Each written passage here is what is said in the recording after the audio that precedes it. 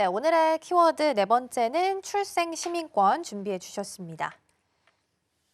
트럼프 대통령은 어떤 정책을 좀 폐지하고 네네. 합의하고 네. 이런 데 좀 능한 것 같습니다. 이번에는 출생 시민권 폐지에 대해서 이야기를 좀 했었는데 이게 지금 법원에서 좀 가로막힌 상황이죠. 네, 일단 트럼프가 인제 자기가 인제 대통령이 되기 전부터 이 출생 시민권 폐지하겠다고 계속 얘기를 했어요. 근데 사실은 이게 현실적으로는 좀 어렵습니다. 이제 헌법에 이게 출생 시민권은 보장돼 있는 거라서 사실은 어려운데 계속 지금 어떤 어 법원에서 인제 2월 19일 날 인제 샌프란시스코 제9 수뇌법원에서 인제 또 이 부분에 대해서 행정명령을 보불해 달라고 기각이 됐습니다. 이 부분이. 기각이 됐고 그전에도 다른 법원에서도 계속 기각이 되고 있는 거거든요. 그래서 이게 결국 대법원에서 인제 어떻게 될 건지가 인제 해야 될 것 같아요. 근데 인제 시애틀 그 연방법원에서도 또 기각이 된 적이 있습니다. 그래서 인제 계속 기각이 되고 있어서 사실은 이게 대법원에서 기각될 가능성이 상당히 높습니다. 사실 그래 이게 왜냐면 헌법에 그렇게 돼 있기 때문에 그런데 이게 왜 계속 욕심을 내냐면 사실은 이민자 때문에 그렇습니다.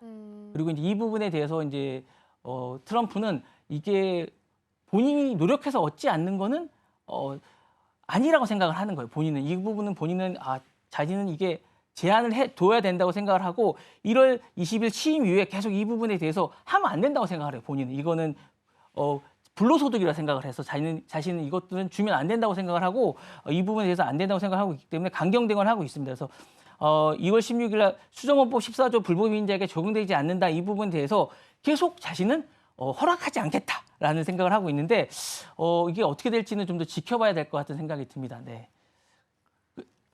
네, 1월 20일에 이제 취임하자마자 출생 시민권 제한에 대해서 행정명령에 서명을 한 바가 있습니다. 그래서 앞으로 이제 미국에서 태어난다 하더라도 이제 부모의 체류 자격에 따라서 더는 자동으로 시민권을 주지 않는다라는 내용을 지금 포함하고 있는 건데요. 그럼 대법원에서는 결국 어떤 결정이 좀 나게 될 거다라고 예상을 좀 하고 계실까요? 저는 이게 안 될 것 같아요. 그 음. 트럼프 대통령 의지대로 안 될 것 같은 게 왜냐하면 그동안 계속 이런 의지가 있었거든요. 근데 계속 이게 대법원에서 막힌 적이 있고 이게 이슈가 되는 건 우리나라도 특히 예민해요.